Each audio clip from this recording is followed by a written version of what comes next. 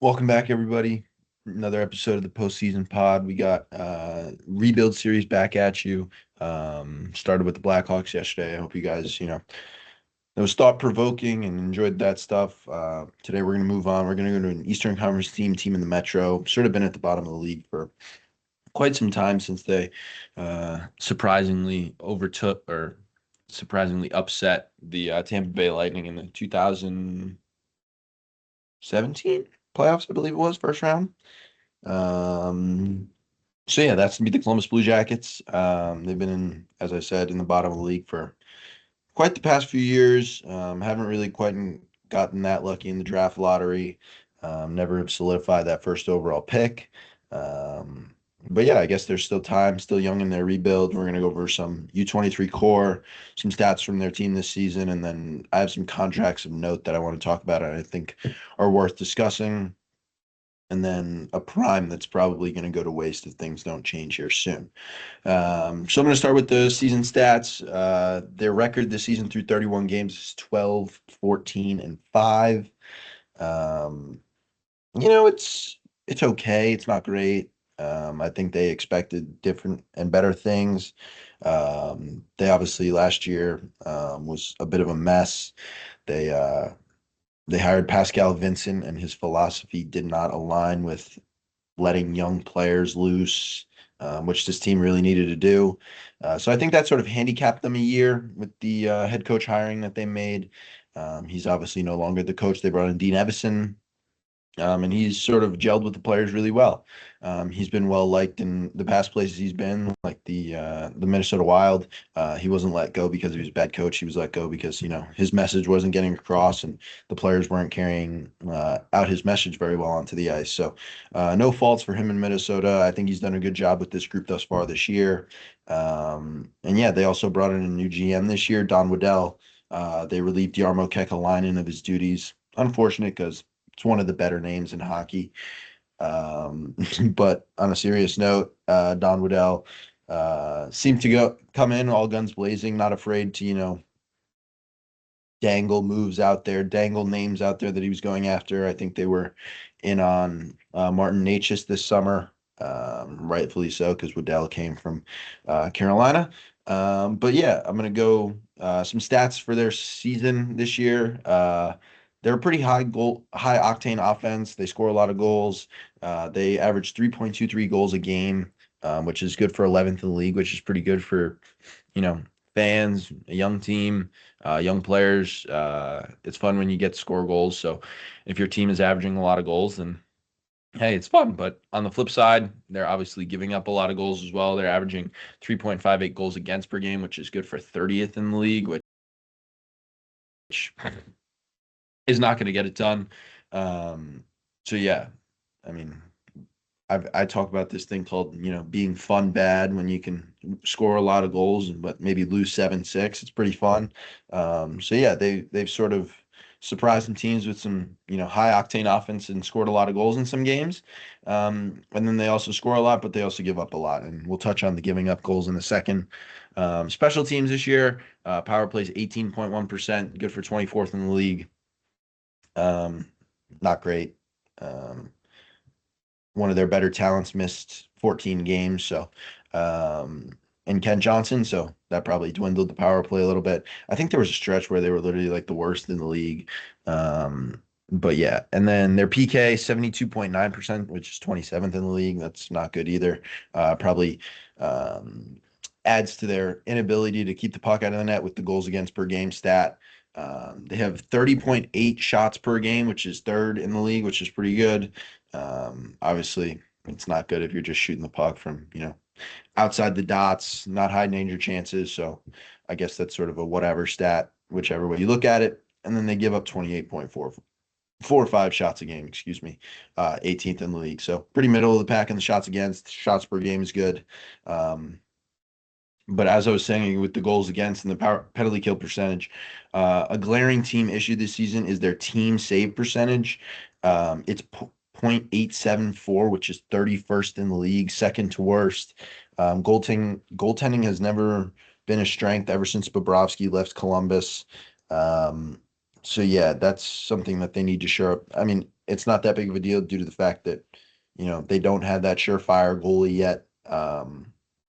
They had Merzlikins and Corpusalo for a while, um, and they were okay, but they're not great.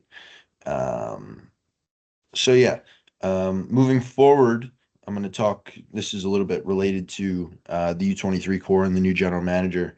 Um, their recent trade that they made, David Jiricek, sixth overall draft pick or fifth overall draft pick in the 2022 draft. Obviously, I guess they weren't happy with his skating or whatnot or something like that. So they thought it was, a good idea to move off from him. He believed he deserved to get played in the NHL, and I guess they felt differently. We'll also get into a minute. They have a log jam of older D-men on pretty lucrative contracts that, you probably should play over, a young guy that, may or may not be in your future.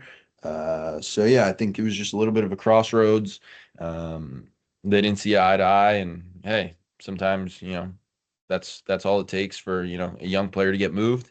So yeah, and then moving forward, I'm gonna go over some stats with their team individually, not as a team. So their goal leader is Kirill Marchenko. He has 11 goals. Werenski has 10.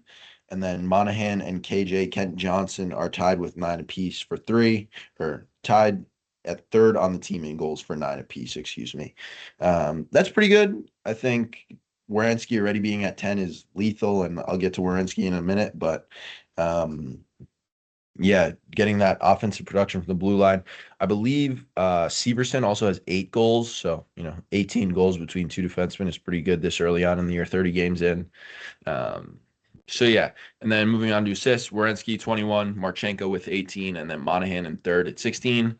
Um, some pretty good totals. Marchenko has, filled up the goal column pretty respectively in his time in the NHL, but assists have sort of been elusive for him. I remember his rookie year, he had a stat line of like 20 goals and 3 assists for 23 points. It was pretty funny, but good to see that he's, willing to pass the puck and willing to, not just score, but make plays as well. Sort of add that playmaking part of his game, which helps him become a well-rounded player. And we'll get to him in a minute when we talk about the contracts as well, because that's one that people around the league should look at and be like, wow, that's a good contract. So, and then points, obviously in 31 total games, the team has played, Werenski has 31 points. So point per game as a defenseman, well worth his contract, $9.75 million. Marchenko has 29 in 31 games, which is beautiful. And then Monahan has 25 and 31, which for, a UFA signing that was looking to, come in and play those first line minutes, maybe second line minutes behind Vantilli, have that 1-2 punch, 25 points in 31 games is pretty elite for Sean Monahan. Next, we're going to go over the U23 core. It looks thin. It looks like there's some firepower. The D is where I have an issue with that, and then the goaltending, they also don't really have an answer, I don't think. Maybe one guy that we'll get to, but yeah. So starting off, Adam Fantilli, third, third overall, yeah, third overall in 2023. Fell to the Blue Jackets. Everybody thought he was going to go to the Ducks, but he fell to the Blue Jackets. He has 5 goals, 8 assists, 13 points in 31 games. After a semi-productive rookie year, this sophomore season has seen, some good moments and some bad moments. I haven't really been keeping too many tabs on him, but he's also a -10, but on a bad team, whatever. But yeah, I'd like to see more out of that. 13 points in 31 games is not the best. I don't believe he's on the first power play unit either. I mean, it's clicking at 18%, but that still gets you some more touches and good looks. But yeah, I'd like more out of him. Maybe that's just the sophomore growing pains. We've seen it time and time again that have semi decent to decent first seasons, and then sort of take a dip. I'm not sure what his ceiling is. I think I think he could probably be a 90-point guy in the league. I like his game a lot. I think he's got a lethal shot. We saw some instances last year. I can remember, I believe it was against the Wild. He just came down the wing, just quick 1-2, ripped it right over the shoulder of Gustafson, and it was a beautiful shot. And I was like, wow, like that was elite. So I'd like to see some more out of him. But I guess close to half a point a game. 31 games in. Hopefully he goes on a heater here to sort of maybe get to that close to 0.75 points per game by the season ends. I think that would be quite the impactful season for him as well. Moving on, Cole Sillinger. This guy has been in the league for so long, but people still forget how young he is. He came in the league, youngest player, 18 years old, freshly 18 as well, following the COVID season. He has 5 goals, 14 assists, 19 points in 30 games. He had a great rookie campaign, not so great. Great rookie campaign, pretty good second year, not so good last year. Obviously, Pascal Vincent's influence on the team last year wasn't good, and for young players like him, it wasn't good either. I believe he got injured last year as well. But this year coming off, switched his number. He's number 4 now. He was 34. Gave him some juice, I guess, and 19 points in 30 games is pretty elite. I see him as sort of maybe second line winger, maybe really impact third line scorer on a really good team. But yeah, I've really liked his game for a while. I hope he can sort of solidify himself as that, maybe 55-point guy in the future on a winning team. Next, Kent Johnson, 9 goals, 9 assists, 18 points in 17 games. As I mentioned, he missed 14 games. There was a stretch through the first 11 games he played. I believe he had a point in every game he played. So any doubts about this kid? He was routinely in the AHL last year, put up a lot of big numbers down there, played well. Sort of reminds me of a Trevor Zegras-esque, so I hope he's not on Trevor Zegras' career arc. But yeah, highly skilled. Hopefully that doesn't go to waste because I think it's a great talent. So over point per game for him through 17 games is pretty elite. I think if he can keep that up, maybe, I mean, I don't know if he can score 85-point pace or whatever that is. But yeah, it'd be fun to see him get in that, 65 to 70 range, especially coming off a bridge deal, I believe that he signed. So, yeah. And then Chinikov, 7 goals, 7 assists, 14 points, 21 games. Pretty good. Last year was fun watching him, Voronkov, and Marchenko all on the same line, that young Russian line. It was really fun to watch. Fed well off each other. I don't believe they're running that line this year due to the fact that obviously tough offseason news with their roster, and then Monahan has sort of emerged as that guy. So they sort of split those guys up, but nevertheless, pretty impactful season. Hoping to see some more out of him too. But I like his game. He's heavy. He plays fast. He plays physical. So yeah, I think a great third line guy as well. In the future, Gavin Brindley, 1 goal, 5 assists, 6 points, 10 AHL games. I believe he was injured following training camp. That's why he's only played that little games. But yeah, 6 points in 10 AHL games. He's a smaller frame, quick player. Was able to get some run in the NHL last year. I believe he played like 3 or 4 games. Looked pretty in place. So yeah, we'll see. Hopefully he can sort of hover around that 0.6 points per game mark that he's at right now in the AHL in the coming months and weeks, or maybe he gets called up, maybe he doesn't. But I think him marinating down there and sort of learning that pro game and learning that pro style, and maybe how to win potentially in a in a situation that might be better than the Blue Jackets, the Cleveland Monsters. So that'd be fun. And then next, Mikael Pitia, I believe is how you say his name. I believe he had like all of his points in the first game of the year, and people were like, who is this kid? But he has 2 points in 21 games. I believe he's been sent down to the AHL since then. I don't see him really as an impact player in the future. I watched the first game he played, and he was unbelievable. I was like, wow, this guy's pretty skilled. He was playing with Fantilli for a while on a line. But yeah, I don't think it's anything special out of him. Next guy, believe could be something special.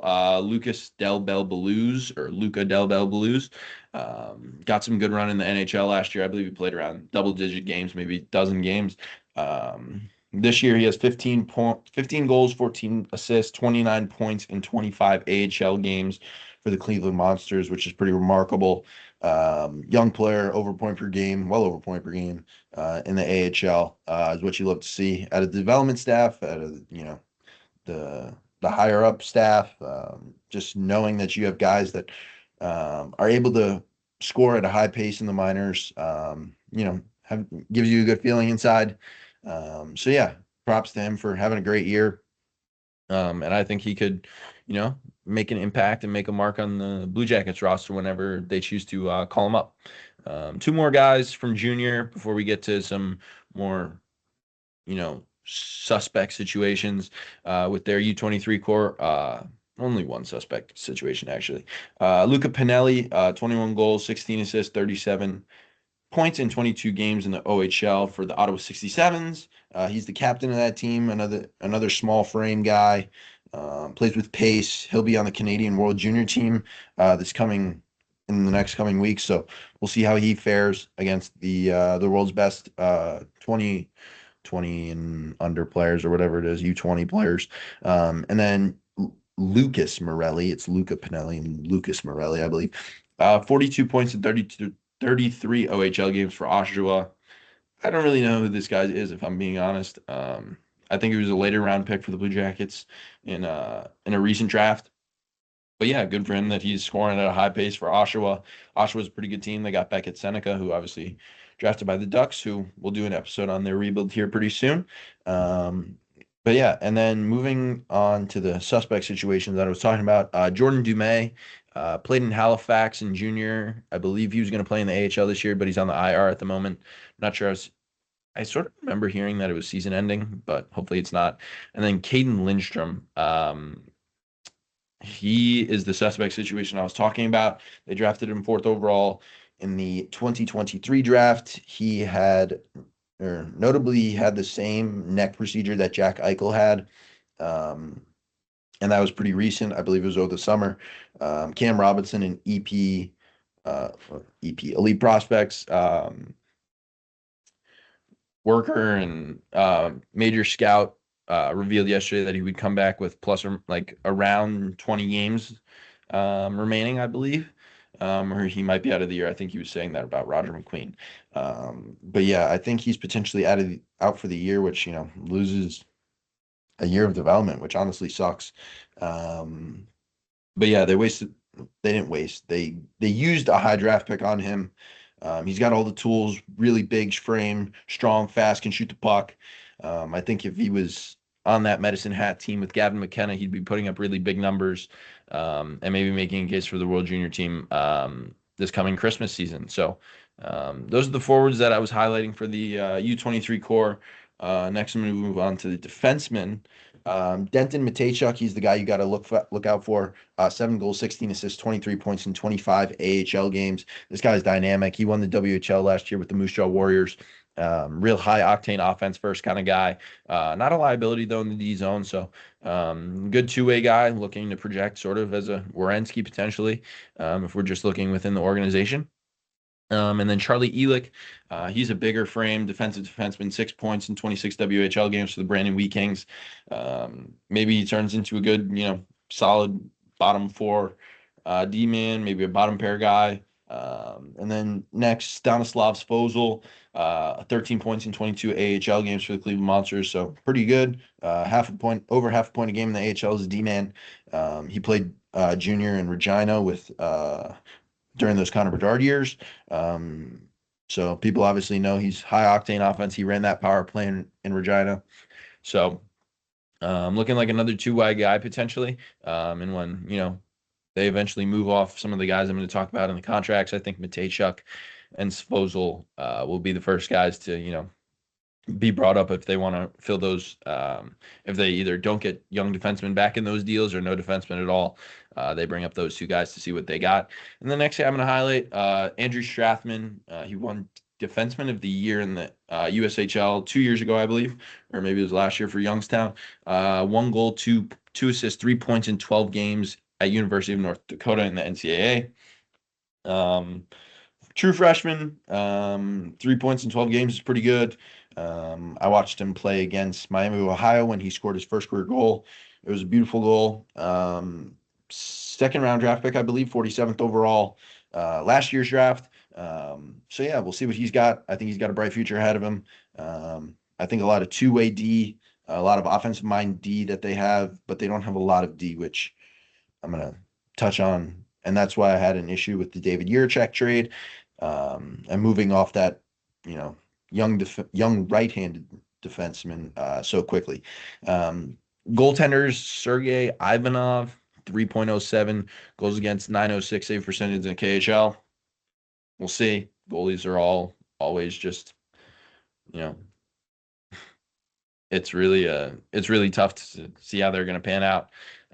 Melvin Strahl, 2.36 goals against, 902 in the USHL. He'll be going to the NCAA next season, so we'll see what he's got. I believe he's going to Michigan State. So they have a good pipeline of goalies, a big history of producing good goalies. They got a good goalie right now in the Detroit Red Wings system, Trey Augustine. So maybe he'll follow in those footsteps of those good young goalies from Michigan State. And then I threw him in here. I know he's not under 23 or 23, but Daniil Tarasov, he's 25 years old. He's sort of the youngest goalie that they have. So yeah, and then I wanted to touch on Marchenko and Voronkov. They're both 24 years old, so I didn't put those in that core. But yeah, they're younger guys that I think are a big part of the future of this team. And then I'm going to go to contracts next. I'm going to save Werenski talk for the end. I just want to write down some contracts of note. A guy contributing to the poor team save percentage, Elvis Merzlikins. He's signed for $5.4 million through the 2026-2027 season. Don Waddell famously was asked this summer if they were going to try to move off of Merzlikins, and he said nobody wants that contract. Which is true because Elvis is not a good goaltender. He's making too much money. And it sort of pigeonholed them to sort of hold out until he either expires or it makes sense for them to buy it out. So, yeah. Moving on. Ivan Provorov, 27-year-old defenseman, making 6.75, and it's expiring at the end of this year, I believe. This guy has been in rumor mill, the trade mill, the entire season. He sort of was casted as that number one defenseman in Philadelphia, but strictly due to the fact that they didn't really have one. I think people praised him more than he should have been. I think he's still a good, solid defenseman in the NHL, but you know, maybe middle pair on a really good team. But that fourth defenseman in the depth chart.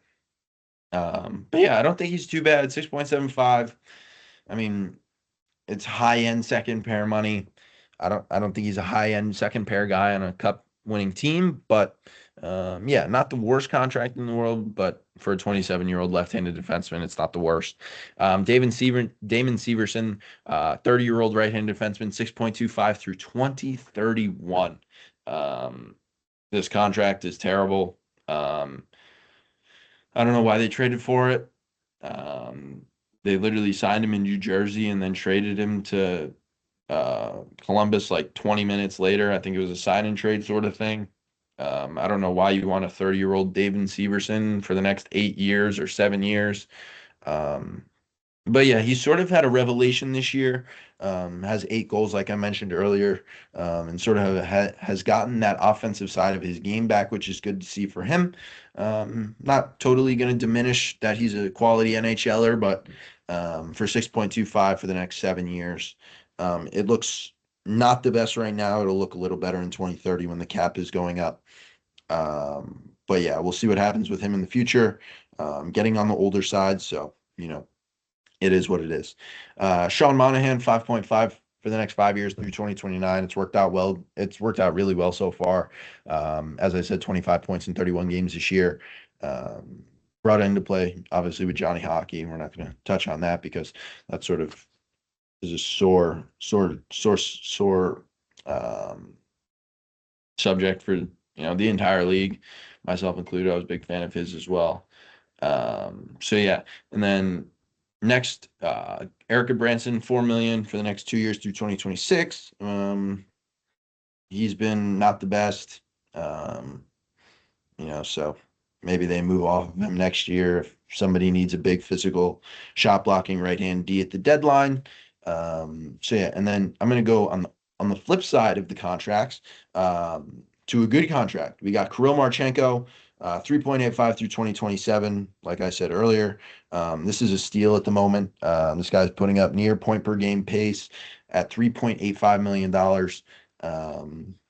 Just a really good contract signed by Don Waddell this offseason. Sort of got it before he sort of blew up. Uh, he obviously has been a 20 goal scorer in his first 2 years. I believe he scored 30 last year. I could be wrong on that. But yeah, 3.85 through 2027 is beautiful for him. And I'm sure if he keeps up this pace and keeps up his progression, he'll get a good payday in 2027 as well. And then the last thing we need to talk about is if Zach Werenski's prime is being wasted. Either you need to be willing to trade this guy, or you really need to be willing to go for it. You're sort of at a crossroads. Your number one defenseman, your franchise defenseman, he's having a career year. He hasn't gotten injured yet, which has been a really big issue for him in the past. I think like the past 4 years, he's had some sort of season-ending injury pretty early on in the year. But this guy is here and he's here to stay. Like I said, 10 goals, 21 assists, 31 points. He's making 9.5 or 9.75 or something through 2030 or something like that. But yeah, this guy's in his prime. He's probably going to be in his prime for the next 3 to 4 years. So the fact that this talent is being, I don't want to say wasted, but it's being buffered by the poor play, the poor roster around him. So yeah, I think there's a really big decision to make on Zach Werenski. Not on Zach Werenski, but surrounding Zach Werenski, right? And their ability to, say, hey, we he deserves better, right? Whether that's within the organization, whether that's with another team that's contending. But yeah, this prime can't be wasted because it deserves to be shown. It deserves to be recognized. And so, yeah, I believe that he's, well, right now he's top 10 defenseman in the league, if not better, in my opinion. So, really like Zach Werenski's game. Liked it for a while, and he deserves a lot more assistance, praise from the media, and then assistance from the people that construct the team and the people that are on the team at the moment. So, yeah. And then final verdict, obviously, do I believe in the rebuild?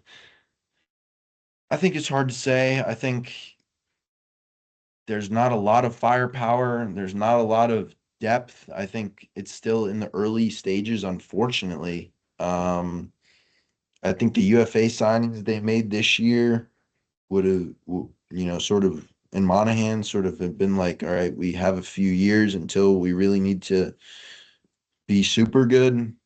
Obviously, the loss of Johnny Gaudreau was massive. He was, you know, point per game player, 100-point scorer in the league, really dynamic player. And would that have, would he have benefited greatly from this new system under Dean Evison? I would say probably.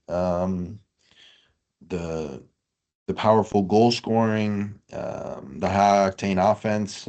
I think it's something that, maybe you could only dream of, but hey, that's not the circumstances that the Blue Jackets are in, unfortunately. Um, so yeah, I think Don Waddell will do a good job in constructing something that he believes in. But I hope for the sake of Zach Werenski that, he gets some more help, or eventually in a few years, if it's still looking grim, that, they say, hey, you deserve better, go try to win. So, yeah, that's my take. I think they need to, bolster the defensive prospects with people they actually like, not David Yurchek. I know Don Waddell didn't make that draft pick, so I understand him moving off of that, especially when there's displeasure with the prospect. But, it is what it is. I think this year in the draft, they probably need to target one of those top defensemen. Maybe Logan Hensler, maybe Matthew Schaefer, potentially, if, however the draft lottery goes. Um, so yeah, we'll see what happens. I think they need Lindstrom to, get out of this injury funk, and they need him and Fantilli to sort of be 80 to 85 point guys consistently in the league if they want this current um, nucleus of the rebuild to amount to something pretty special. So that's and find a goaltender. That's the last thing I'm going to say. Find a goaltender that can win you games, steal games. So yeah, that's my take on the Columbus Blue Jackets. I think they have what it takes. I think it's reliant on a lot of variables, which is unfortunate. Not a lot of sure things. But yeah, that's sort of the name of a rebuild, right? So yeah, I appreciate everybody watching. Hope you guys enjoyed it. And yeah, we'll see you tomorrow for a new episode.